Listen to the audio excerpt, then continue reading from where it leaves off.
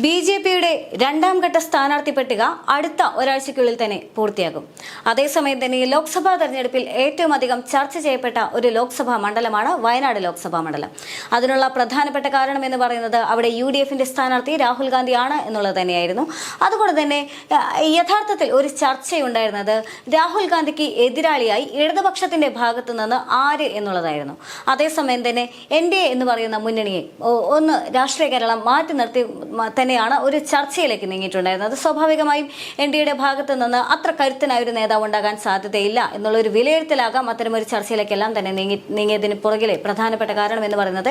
എന്ന് തന്നെയാണെങ്കിലും ചർച്ചകളെല്ലാം തന്നെ പുരോഗമിച്ചു. രാഹുൽ ഗാന്ധിയാണ് മത്സരിക്കുന്നതെങ്കിൽ അവിടെ ഇടതുമുന്നണിയുടെ ഭാഗത്തു നിന്ന് വരുന്നത് ആനി രാജയായിരിക്കും. രാഹുൽ ഗാന്ധിയോളം തന്നെ തലപ്പൊക്കമുള്ള, രാഹുൽ ഗാന്ധിയോളം തന്നെ അനുഭവ സമ്പത്തുള്ള, ഒരു ദേശീയ തലത്തിൽ തന്നെ ശ്രദ്ധ നേടിയ ആനി രാജ തന്നെയാണ് CPIയുടെ സ്ഥാനാർത്ഥിയെന്ന് പ്രഖ്യാപിക്കുകയും ചെയ്തു. അതായത് ഇടതുമുന്നണിയും വലതുമുന്നണിയും തങ്ങളുടെ ശക്തരായ കരുക്കളെ അല്ലെങ്കിൽ ശക്തരായ കരുത്തരായ സ്ഥാനാർത്ഥികളെ തന്നെ പ്രഖ്യാപിച്ചു കഴിഞ്ഞിരിക്കുന്ന ഒരു രാഷ്ട്രീയ സാഹചര്യമാണ്. ഈ സാഹചര്യത്തിൽ സ്വാഭാവികമായും NDAയുടെ ഭാഗത്തു നിന്ന് ആര് മത്സരിക്കുമെന്നുള്ളൊരു ചോദ്യം അവിടെ അത്ര പ്രസക്തമായിരുന്നില്ല. NDAയുടെ ഭാഗത്തു നിന്ന് ഇത്ര വലിയ ഒരു കോമ്പറ്റീഷനിലേക്ക് പോകുമോ എന്നുള്ള കാര്യം പോലും ചർച്ച ചെയ്യപ്പെട്ടിരുന്നില്ല. കാരണം NDAയെ സംബന്ധിച്ചിടത്തോളം NDA പ്രധാനമായും ഉന്നം വെച്ചിരുന്ന 2 ലോക്സഭാ മണ്ഡലങ്ങൾ, അത് ഒന്ന് തിരുവനന്തപുരവും മറ്റൊന്ന് തൃശ്ശൂരുമാണ്.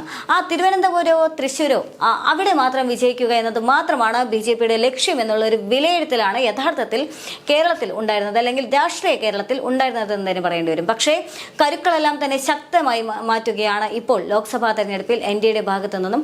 അതുകൊണ്ട് തന്നെ കൃത്യമായ ഒരു തീരുമാനം തന്നെയാണ് ഇപ്പോൾ വയനാട്ടിൽ നിന്നും ഉയർന്നു കേൾക്കുന്നത്. കാരണം രാഹുൽ ഗാന്ധി ആണെങ്കിലും ആനി രാജയാണെങ്കിലും 2 ദേശീയ നേതാക്കളാണ്. അതായത് വയനാട്ടുകാർക്ക് അത്ര പരിചയമില്ലാത്ത മുഖങ്ങളാണ് എന്ന് തന്നെ പറയേണ്ടി വരും. രാഹുൽ ഗാന്ധിക്ക് ഒരു പക്ഷേ രാഹുൽ തരംഗമെല്ലാം തന്നെ ഉണ്ടാക്കാനായിട്ട് സാധിച്ചിട്ടുണ്ട്.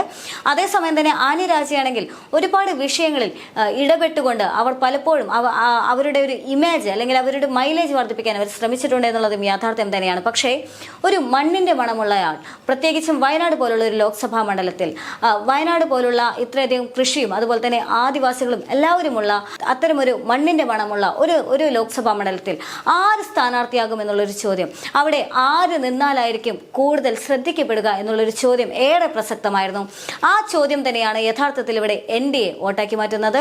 വയനാട് ലോക്സഭാ മണ്ഡലത്തിൽ ഇവിടെ മത്സര സ്ഥാനാർത്ഥിയായി ഇറങ്ങുന്നത്, വയനാട് ലോക്സഭാ മണ്ഡലത്തിൽ NDAയുടെ മത്സര സ്ഥാനാർത്ഥിയായി ഇറങ്ങുന്നത് CK ജാനു ആണ് എന്നുള്ള വിവരങ്ങളാണ് പുറത്തു വരുന്നത്. അതേസമയം തന്നെ CK ജാനു ആണ് വയനാട്ടിൽ മത്സരിക്കുന്നതെങ്കിൽ വയനാട്ടിലെ ജനങ്ങളോട് CK ജാനു ആരാണ് എന്ന് പ്രത്യേകമായി പരിചയപ്പെടുത്തേണ്ട യാതൊരു ആവശ്യമില്ല. കാരണം കൃത്യമായി ഭൂസമരവുമായി ബന്ധപ്പെട്ടാണെങ്കിലും എല്ലാ സമരങ്ങളുമായി ബന്ധപ്പെട്ടാണെങ്കിലും എപ്പോഴും വയനാട്ടിലെ ജനങ്ങളുടെ പ്രതിനിധിയായി മുന്നിൽ നിന്നിരുന്ന വ്യക്തിയാണ് CK ജാനു എന്ന് പറയുന്നത്.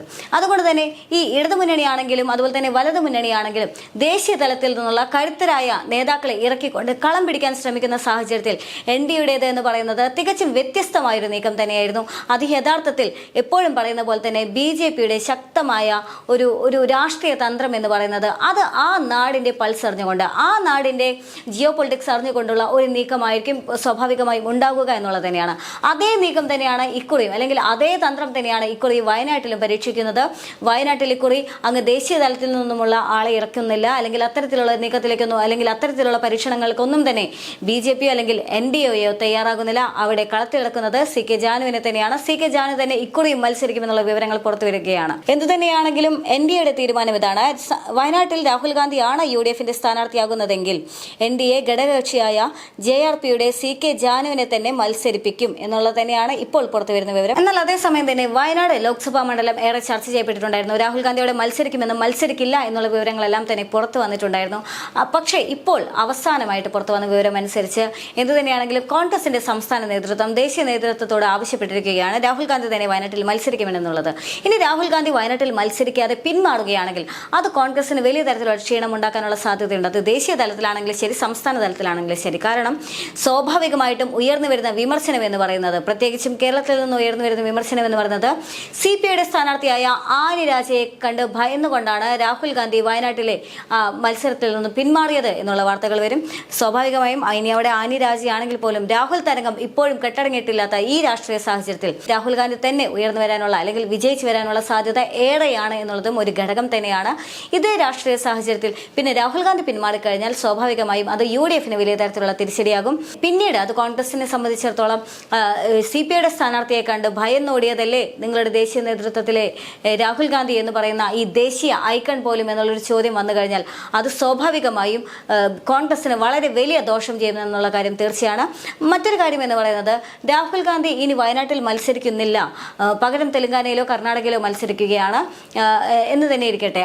അങ്ങനെയാണെങ്കിൽ അമേഠിയിലോ മത്സരിക്കുകയാണ് എങ്കിൽ പോലും ഏറ്റവും അധികം വിജയസാധ്യത ഉറപ്പായൊരു ലോക്സഭാ മണ്ഡലം എന്ന് പറയുന്നത് അത് വയനാട് തന്നെയാണ്. ഒരുപക്ഷെ അത് ഇത്രയും കാലം വയനാട് തന്നെയാണ് എന്ന് പറയേണ്ടി വരും. ഇനി സി കെ ജാനു കൂടി കളത്തിലേക്ക് ഇറങ്ങുന്ന ഒരു സാഹചര്യം കൂടിയാണ്. ഒരുപക്ഷെ തങ്ങൾക്കിനി രാഹുൽ ഗാന്ധിക്കെതിരെ കുറച്ചധികം വികാരമെല്ലാം തന്നെ രൂക്ഷമായി നിൽക്കുന്ന ഒരു സാഹചര്യം കൂടിയാണ്. കാരണം രാഹുൽ ഗാന്ധിയുടെ ഭാഗത്തു നിന്നും തങ്ങൾക്ക് കൃത്യമായ സേവനങ്ങൾ ലഭിക്കുന്നില്ല എന്ന് ഒരു കൂട്ടം ജനങ്ങൾ പറയുന്നുണ്ട്. അതേസമയം തന്നെ രാഹുൽ ഗാന്ധിക്ക് ഇപ്പോഴും ആ പഴയ പ്രൗഢിയും പ്രതാപവും എല്ലാം തന്നെ നിൽക്കുന്ന ഒരു സ്ഥിതിവിശേഷം കൂടിയാണ്. അതുകൊണ്ട് തന്നെ ആ മത്സരം ഒരു ത്രികോണ മത്സരത്തിലേക്ക് മാറാനുള്ള സാധ്യതയുണ്ട് എന്നുള്ളതാണ് അതിലെ ഏറ്റവും ശ്രദ്ധേയമായൊരു കാര്യം. അതേസമയം തന്നെ ഇനി വയനാട്ടുകാർ വിചാരിക്കുകയാണ് തങ്ങളുടെ ഇടയിൽ നിന്നും തങ്ങളുടെ നാട്ടിൽ നിന്നും ഒരാളെ ലോക്സഭയിലേക്ക് ഞങ്ങൾ പറഞ്ഞയക്കട്ടെ എന്നുള്ളൊരു തീരുമാനമെടുത്തു കഴിഞ്ഞാൽ ഒരുപക്ഷെ ആനി രാജയാണെങ്കിലും രാഹുൽ ഗാന്ധി ആണെങ്കിലും എല്ലാം തന്നെ പിന്മാറിക്കൊടുക്കേണ്ട ഒരു രാഷ്ട്രീയ സാഹചര്യമാകും. സി കെ ജാനുവിനെ പോലെ ഒരു നേതാവ് വീണ്ടും ലോക്സഭയിലേക്ക് എത്തിച്ചേരുന്ന ഒരു സാഹചര്യം കൂടിയാകും. അങ്ങനെ സി കെ ജാനുവിന് വിജയിച്ച് വരാൻ സാധിച്ചു കഴിഞ്ഞാൽ അത് BJP സംബന്ധിച്ചിടത്തോളം NDA സംബന്ധിച്ചിടത്തോളം അത് ഏറ്റവും വലിയ ഒരു രാഷ്ട്രീയ ഒരു നേട്ടം കൂടി തന്നെയായിരിക്കും. കാരണം സി കെ ജാനുവിനെ പോലെ ഒരു നേതാവിനെ ലോക്സഭയിൽ എത്തിക്കാൻ NDA നേതൃത്വത്തിന് സാധിച്ചു കഴിഞ്ഞാൽ അത് തന്നെയായിരിക്കും പിന്നീടുള്ള അവരുടെ പ്രചരണ തന്ത്രവും പ്രചരണ ആയുധവും. അത് വലിയ നേട്ടം തന്നെ ഒരുപക്ഷെ NDAക്ക് ഉണ്ടാക്കി കൊടുക്കാനുള്ള സാധ്യത ഏറെയാണ്. എന്ത് തന്നെയാണെങ്കിലും വയനാട് ലോക്സഭാ മണ്ഡലം അത് ഇപ്പോഴും ചർച്ചയിൽ തന്നെ മുറുകുകയാണ്. ഇന്ന് എന്ത് തന്നെയാണെങ്കിലും രാഹുൽ ഗാന്ധിയുടെ കാര്യത്തിൽ ഒരു തീരുമാനമാകുമെന്നുള്ള വിവരങ്ങൾ പുറത്തു വന്നിട്ടുണ്ടായിരുന്നു. അതേ സാഹചര്യത്തിൽ തന്നെ ആനി രാജ തന്നെ അവിടെ പ്രചരണങ്ങളെല്ലാം തന്നെ തുടങ്ങുന്ന അല്ലെങ്കിൽ ആ ഒരുക്കങ്ങളെല്ലാം തന്നെ തകൃതിയായി നടക്കുന്ന ഒരു സാഹചര്യം കൂടിയാണ്.